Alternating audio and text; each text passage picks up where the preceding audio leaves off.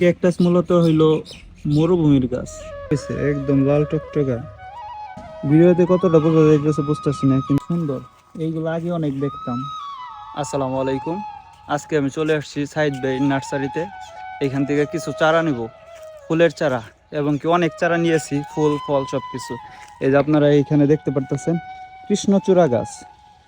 এইটা ছায়ার জন্য এবং কি খুব দ্রুত বড় হয় এই গাছগুলা।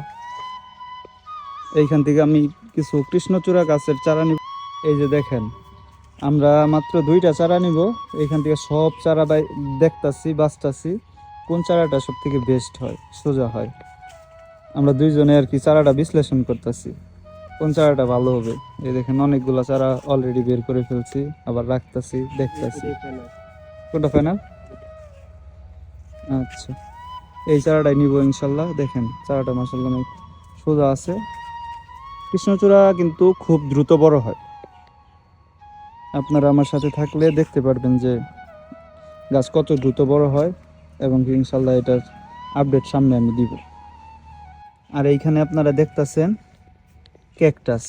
ক্যাকটাসের অনেকগুলো ভেরিয়েন্ট আছে, আমি অবশ্য জানি না কোনটা কি জাত।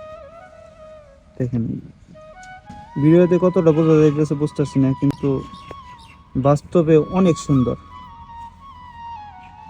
ক্যাকটাস মূলত হইলো মরুভূমির গাছ আমার জানা মতে। এই দেখেন এইটার আকৃতি কেমন,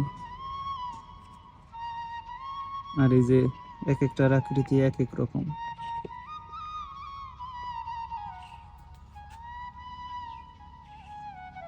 দেখতে থাকেন। আর এই যে এখানে দেখেন একটা অনেক সুন্দর, অনেক ভেরিয়েন্টের আছে। আর এই যে এইদিকে দেখেন কিছু জায়ান্ট আকৃতির আছে।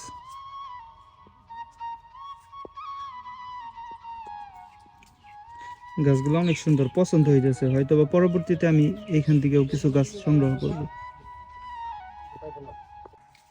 আচ্ছা, আমি আসছি সুব্রতদের বাসায়। বাসার পিছনে এই দেখেন, এটা কি গাছ কেউ কি বলতে পারেন? দেখেন ফলগুলো একদম পাইকা রয়েছে, একদম লাল টকটকা।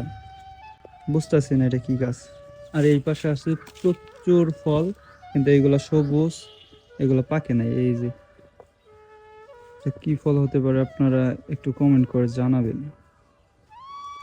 এই যে দেখেন কচু, এটা কত সুন্দর। এইগুলো আগে অনেক দেখতাম, কিন্তু এখন প্রায় বিলুপ্তির পথে আমাদের এইখানে।